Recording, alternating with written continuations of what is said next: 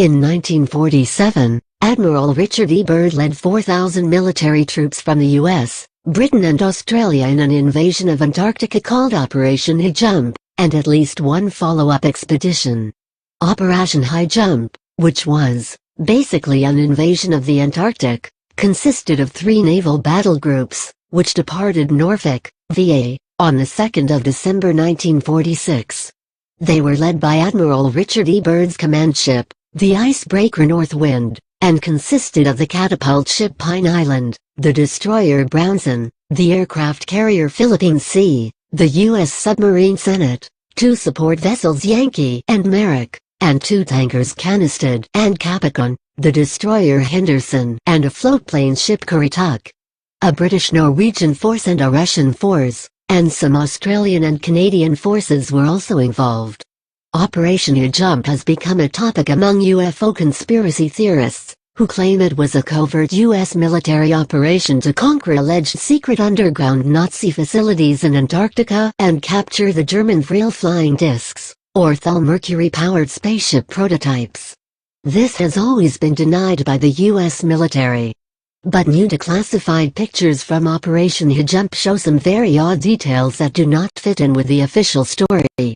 Just before the end of World War II, 2 German provision U-boats, U-530 and U-977, were launched from a port on the Baltic Sea following a steady stream of supplies that was carried out throughout the closing stages of the war. Reportedly they took with them members of the anti-gravity disc research and development teams carrying notes, drawings and designs for German flying discs. The last of the most vital disc components were on these vessels. Much of the technology and hardware that the Allies were looking for concerning the Nazis' secret weapons program had been transported to the base during the course of the war.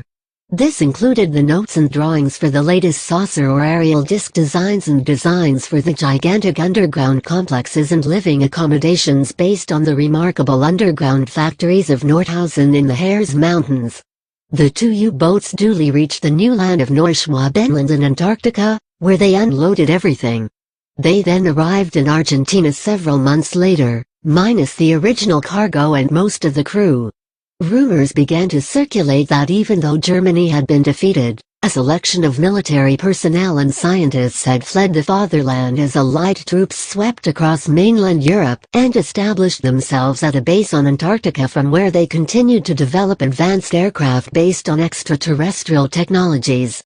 The fact is that there was plenty of evidence, at the time, to indicate that as late as 1947, elements of the Kriegsmarine, or German Navy, were still very much active in the South Atlantic, operating either out of South America, or some base, previously unsuspected, in the Antarctic. Many stories were circulating at the time.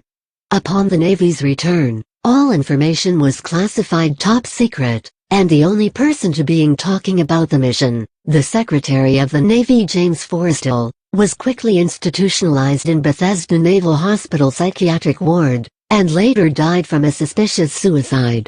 The Nazis embraced the occult and believed that the Earth could be hollow. They also believed that hollow center could be inhabited by aliens. In fact, they believed this so much that one of their missions was specifically designed to find an entrance to the Earth's interior and make contact with the inhabitants for support in the war, should they be located.